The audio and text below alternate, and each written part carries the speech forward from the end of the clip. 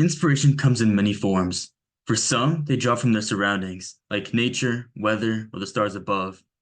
Others are enthralled by biology, animals, insects, or the ever-changing form of man. While these examples are easy to visualize for the average person, many other types of inspiration come from a more tragic place, ones that many hope to never experience themselves. War is tragic. War is ugly. War is one of the most defining aspects of the 20th century.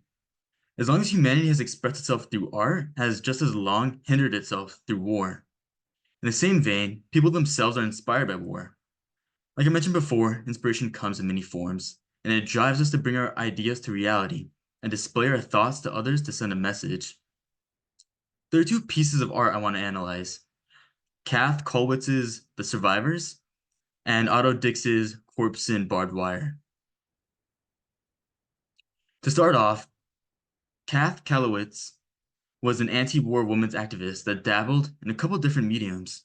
Born in 1867, she was no stranger to grief even before the First World War.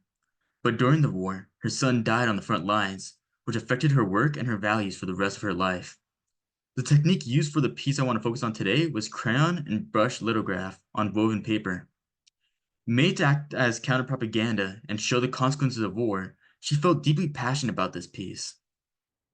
Kollwitz made it a point that despite whatever medium she was expressing herself in, she would try to create a clear image of what she was working on. We can see that in spite of the scratchy display, the line work is very defined and leaves little argument for what's being depicted. You can almost cut the sketch into two separate portions, separating the top and bottom. On the top, from the left, we can see the depiction of old men, one with white hair and a beard looking down, and another whose face is barely discernible.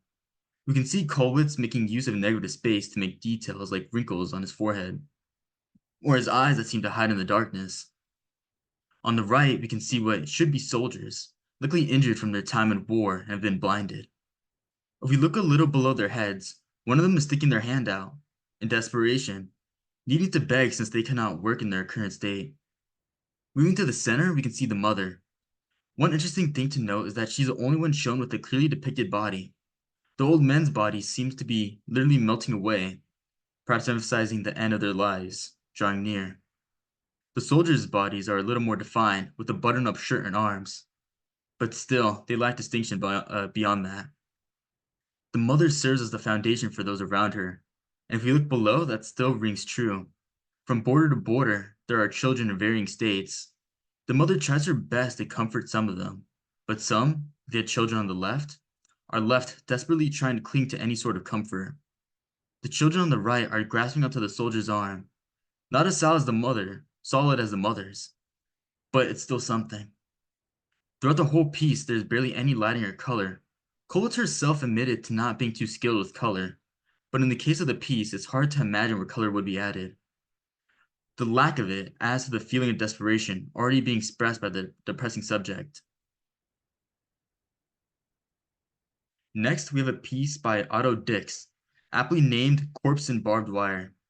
For a little background on Dix, he volunteered and served in World War I, experiencing the grotesque nature of war firsthand.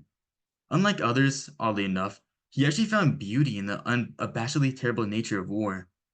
This didn't mean he was enthusiastic to actually be fighting, per se, but he did find inspiration in the conflict. Interestingly enough, people depicted in his other works are very stylized and almost comical, but whenever he did art about the war, he made sure to give agonizingly detailed depictions. This piece, for example, doesn't hold back when showing the brutality of war. The first thing the eyes are drawn to is a dead soldier up front. The title implies that this soldier is stuck in barbed wire, but from what is shown, we can see evidence of other injuries. The rough line work greatly enhances the execution in showing the violence and decay that war brings. The hand is warped and disfigured. The rest of the arm looks as if the skin had melted off, and the face looks to only have a bit of the original left.